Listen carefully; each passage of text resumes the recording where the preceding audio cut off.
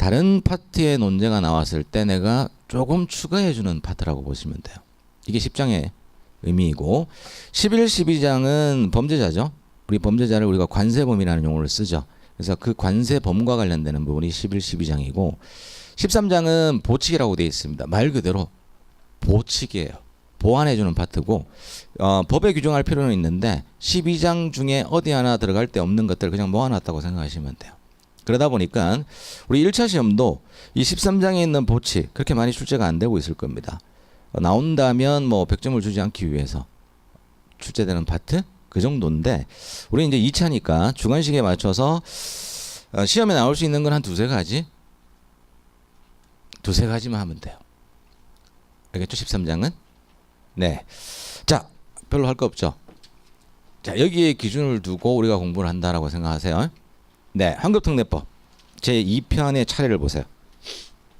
자, 1장부터 7장까지 구성이 되어 있는데 관세법과 달리 환급특례법은 장이라는 게 없습니다. 그냥 조만 있어요. 1조부터 24조까지. 그러니까 24개의 조밖에 없는 내용이에요. 그래서 앞서 제가 말씀드린 것처럼 분량이 적습니다. 그리고 법에서 출제 안 된 게 없다라고 보셔도 무방해요. 중요한 건 다 나왔어요. 그래서 또 나오고 하는 겁니다. 근데 뭐 딱 경영에 맞춰서 나오는 건 아니고요. 그러다 보니 앞에서 말씀드린 것처럼 법과 조금 괴리를 달리한 이론적 내용도 좀 나온다라고 말씀드린 겁니다. 그리고 관세법과 연계해서 출제가 이루어지는 자, 그러한 부분을 좀 대비해야 됩니다. 근데 제가 24조까지 있는 내용을 이렇게 7장으로 구분한 이유가 2장부터 6장까지가 중요한 건 맞는데 이렇게 챕터를 나누어서 공부해야만 정리가 돼요.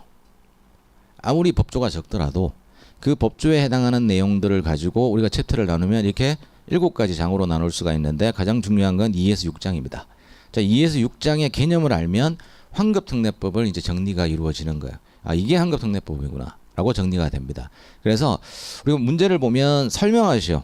요즘은 이제 간혹 기술하시오라고 나옵니다만은 대체로 환특법은 관세법의 10점 문제도 마찬가지지만 거의 절대적으로 설명하시오라고 나옵니다. 말 그대로 설명하시오니까 설명을 해줘야죠. 단순 기술을 가지고는 점수를 높게 받을 수가 없어요. 그래서 설명하시오라는 문제에 맞게 답안을 구성할 수 있도록 우리가 준비하는 단계라고 생각하시면 돼요. 그래야만 그렇다면 공부를 어떻게 해야 되느냐. 쉽잖아요. 설명하시오에 맞게 공부하면 되잖아요. 맞죠? 설명하시오에 맞게 공부를 해야 돼요. 그래서 앞에서 말씀드린 것처럼 단순히 24조니까 다 외워야지. 설명이 부족해요. 단순 적시하시오, 기술하시오는 어느 정도 적을 수는 있어도 어느 정도 배점을 받을 수 있어도 설명하시오라는 문제는 고배점을 받기가 어렵다라는 거죠. 이해되시죠? 네.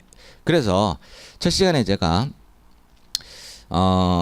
오늘은 진도보다는 이 10주 동안의 관세법을 어떤 방향으로 갈 것이며 그리고 여러분들도 거기에 맞춰서 어떻게 준비하는 그것을 알고 하시는 게 더 중요하지 않습니까? 그래서 제가 첫 번째 다시 한 번 더 정리를 하면 1차는 그냥 잊어버려. 어차피 합격했잖아. 그쵸? 동차로 하시는 분도 계세요? 그럴 수도 있겠다. 어쨌든 넘어가지 않습니까? 잊어버리시고 우리는 2차 이 1조부터 관세법은 330조인데 이 1조부터 330조까지를 설명하시오 또는 기술하시오 또는 논하시오에 맞게 내가 정리하겠다라는 관점으로 가시면 되겠다. 됐나요? 그죠? 자, 그리고 두 번째 이 차례에 있는 1편과 2편에 있는 크게 내용이 별로 없지 않습니까? 제가 상당히 축약해 놓은 건데 이건 암기를 좀 먼저 해주시면 좋아요.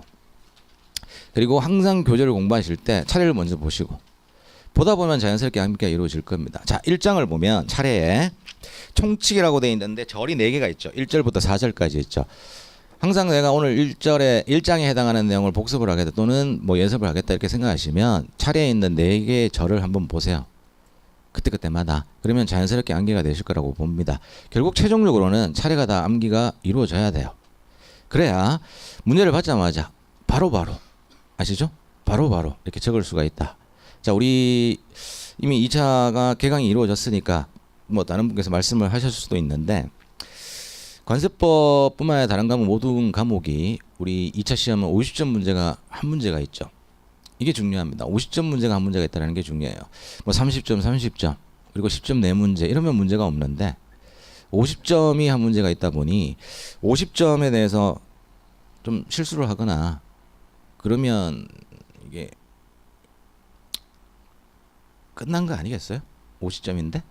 그래서 일단 지금은 50점에 대한 실수를 하지 않으려고 공부하는 건 당연하지 않겠어요? 그런데 그 관점으로 접근하면 한 3년 공부합니다. 그러니까 50점을 준비하기 위해서 공부를 자꾸 하다 보니 계속 양만 늘어나요. 그리고 많이 정리한 것 같은데 계속 자기 게 아니에요. 그러니까 다른 말씀을 드리면 문제를 먼저 뽑아서 정리하는 사람이 있어요. 안 됩니다. 절대. 문제는 예전처럼 지금 시험이 전혀 과거의 경향이 아닌데